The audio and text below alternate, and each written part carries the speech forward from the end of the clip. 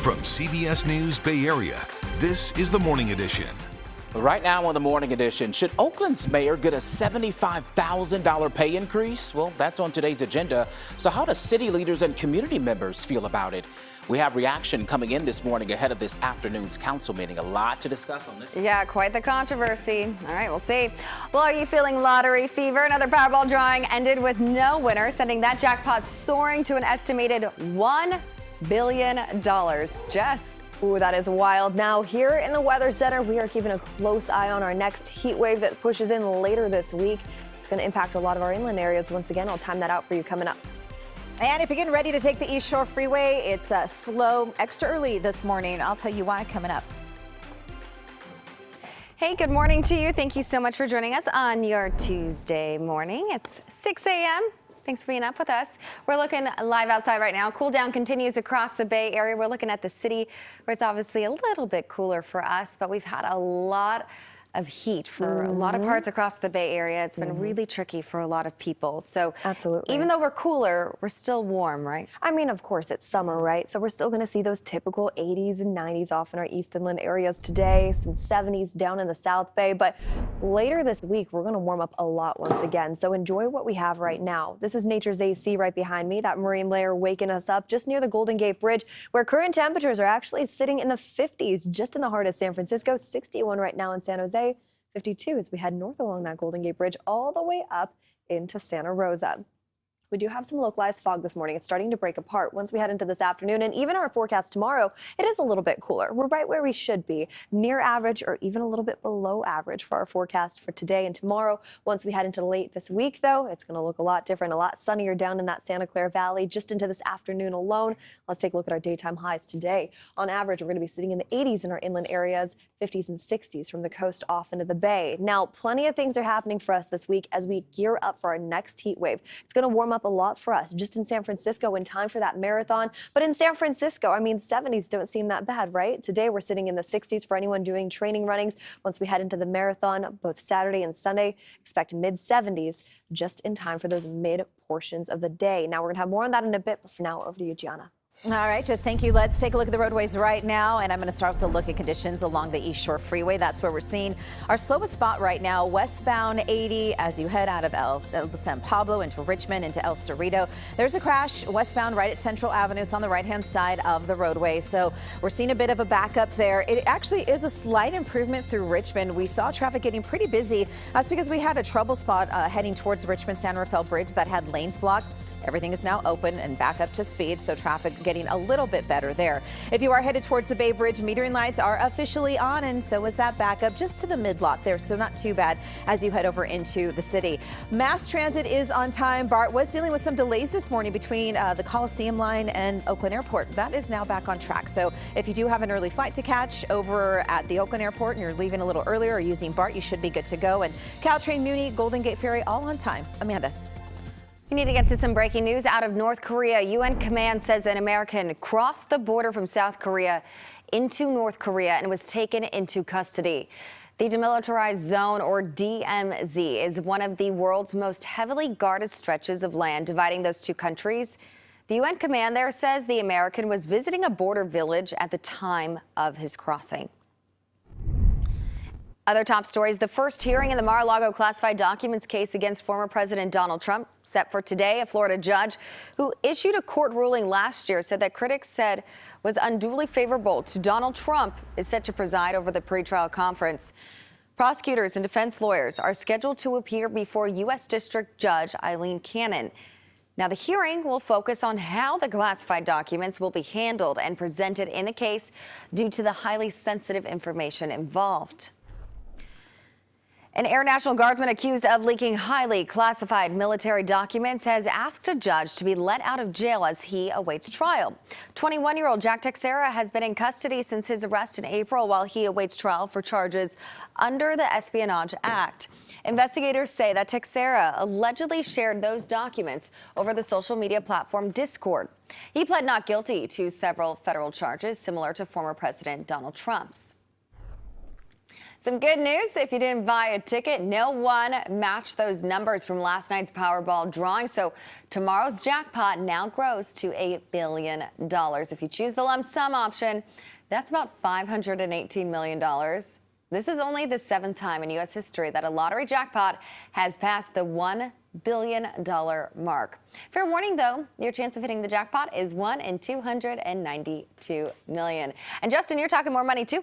Yes, we are. So happening today, Oakland City Council is set to decide whether to give Mayor Sheng Tao a significant raise of $75,000 a year. Currently, she makes just over $200,000 a year. So if this approved, her yearly salary will jump just shy of $278,000 a year. That's a 37% increase, bringing her to the maximum allowed salary by the city charter.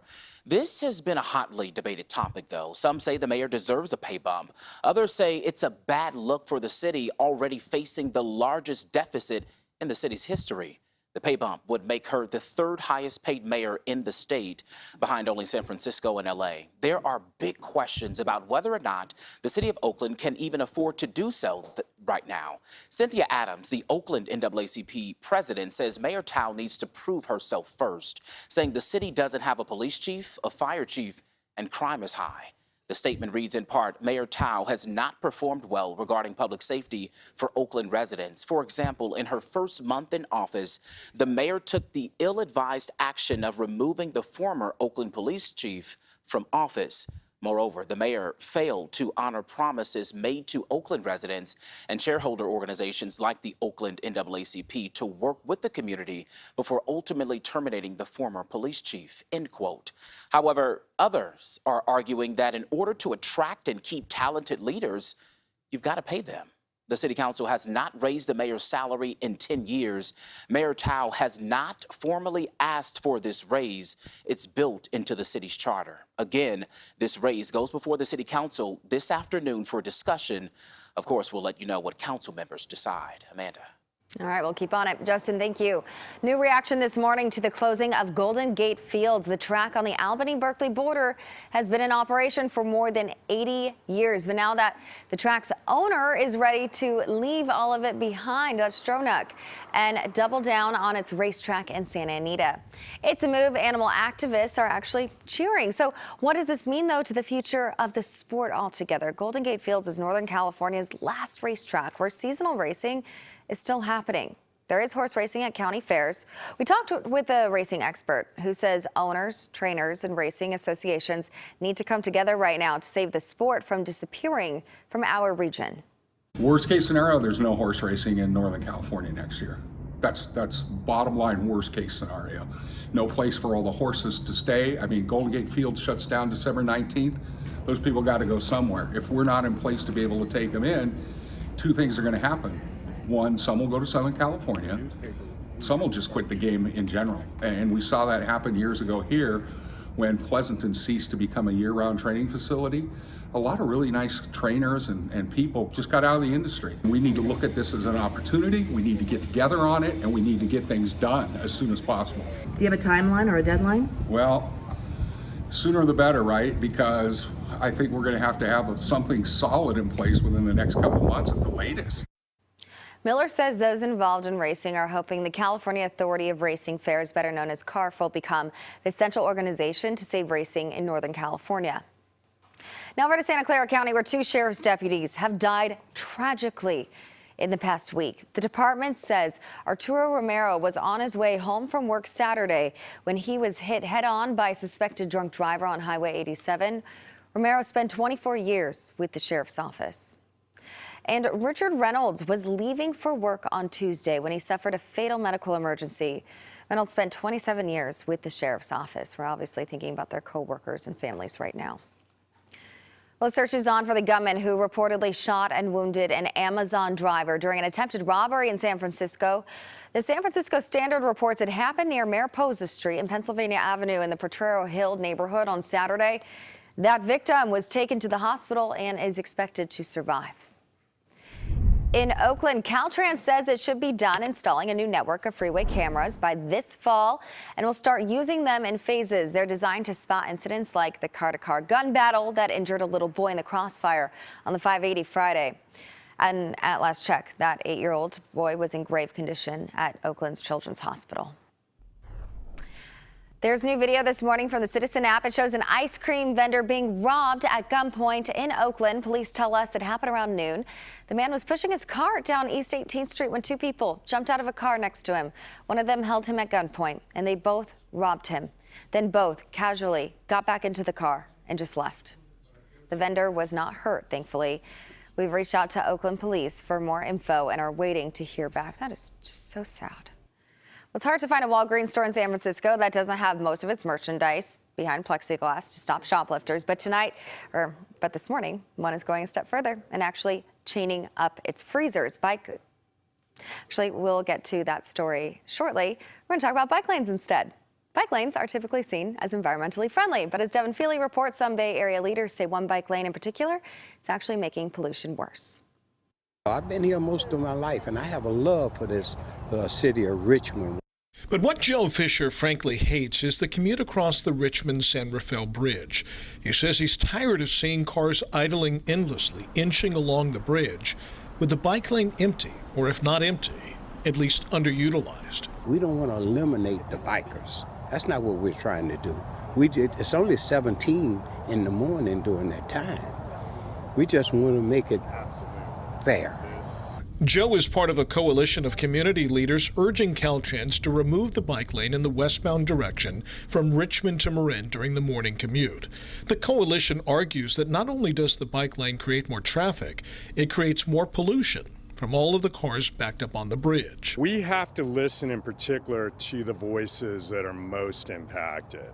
And those are the Richmond residents who are either breathing the air or those sitting in soul-crushing traffic. The bike lane was first installed on the Richmond Bridge in 2019. Its popularity, however, has never shifted into high gear.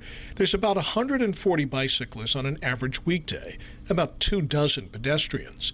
Compare that to the thousands of drivers who use the bridge. We can't dictate projects to Caltrans, but we can certainly strongly suggest consider these common sense solutions. That's all we're asking. Assemblyman Damon Connolly introduced a bill that would have removed the bike lane during the morning commute. It stalled in the Appropriations Committee, but the coalition of community leaders like Joe Fisher says they're not giving up. This commute is very difficult. It's very difficult to get to from Richmond to Marin. Caltrans says the 4-year bike lane pilot program ends in November, and they'll reassess after that. But they add gridlock was a problem well before that lane was closed to traffic.